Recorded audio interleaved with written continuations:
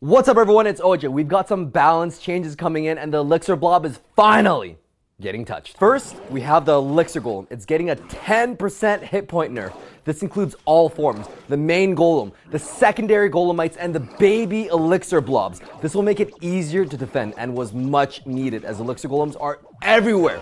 This will change most interactions along with total damage done to your tower. In terms of the two Elixir Golemites changing, this is huge. A P.E.K.K.A will now one-shot an Elixir Golemite. It'll deal a critical blow without needing to swing twice or wait for the tower to hit it. Another critical blow is the Hunter. The Hunter, perfectly aligned on top of an Elixir Golemite, will annihilate the Elixir Golemite in one shot. Prince is another very significant interaction in that it can two-shot instead of three-shot each Elixir Golemite. We haven't been seeing too much Prince action in the meta because of the rise of the Witch, so these indirect buffs will help the Prince and it'll help diversify the meta. As for the Elixir Blobs, again, the Prince is valuable because he can one-shot each blob. There are 4 blobs. He's got a lot of pokes to deal with, but he can finally one-shot each blob. So a not so significant interaction is that the Bandit can two-shot each Elixir Blob now. She can dash and take out one blob, then each hit will take 2 hits, then hit each blob twice to take them out. She's not exactly the greatest counter because of her low DPS, but nonetheless a viable counter if you have nothing else in rotation.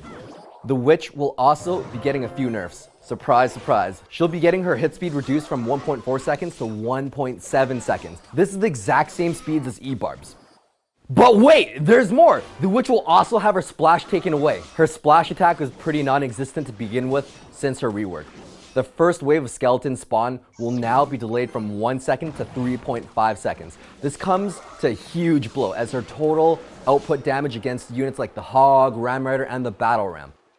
Also, when you have a charging Prince coming at you, planting her last second will not save her anymore. She's not going to spawn those skeletons in time.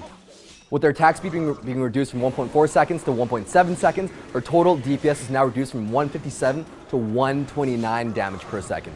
The Barbarian Barrel is getting a slight 8% damage buff. This increases the damage to 200, slightly less than the health of the Princess, but still, it'll now take out the shields of guards and the Dark Prince. Other interactions don't change for any of the Loggies. The Wall Breaker is getting a 19% damage reduction, going from 400 to just over 300 damage for each of the Wall Breakers. Units like the Bomber, Bandit, and Mega Minion will not die to one Wall Breaker's explosion anymore. This rarely happens anyways, and they had to be within the radius of the blast to get hit.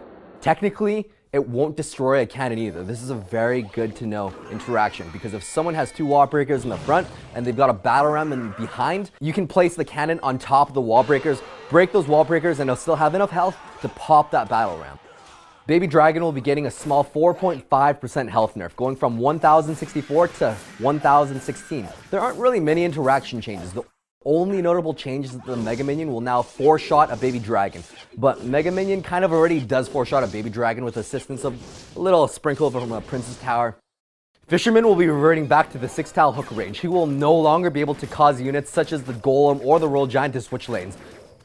He'll still be able to hook units like the Hog Rider to the King Tower. The time it takes to initiate his hook will be slightly slower too, from 1 second to 1.1 seconds. So timing his hook will be a little different after the changes. The Executioner is getting a few nerfs, but also some buffs. His max axe range is increasing from 4.5 tiles to 5 tiles. This will help in those times when he has to hit one archer because the other one is slightly behind it. Although his axe range is half tile longer, his axe radius is being reduced by 20%.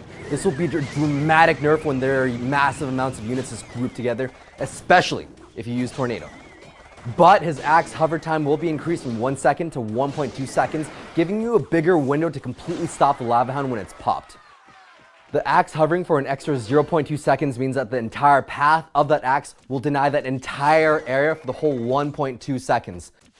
The radius nerf is huge because it's 20% of the nerf. And the way the radius works, it's the whole radius. That's going to be it for this video. Hope everything was very helppful. I'm very excited for the Elixir Blob changes. Thanks for watching and stay tuned for more quality Oj. Fisherman will be reverting back to 6-tile hook range. Your arms are sore.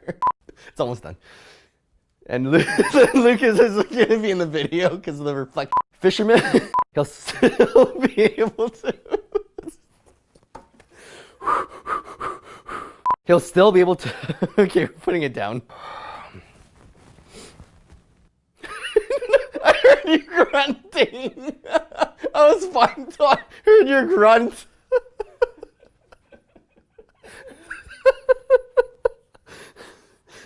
Your arms are so... Okay. Timing his hook will be a little bit... We're so close to the end. Why can't I hold it right now? Boom.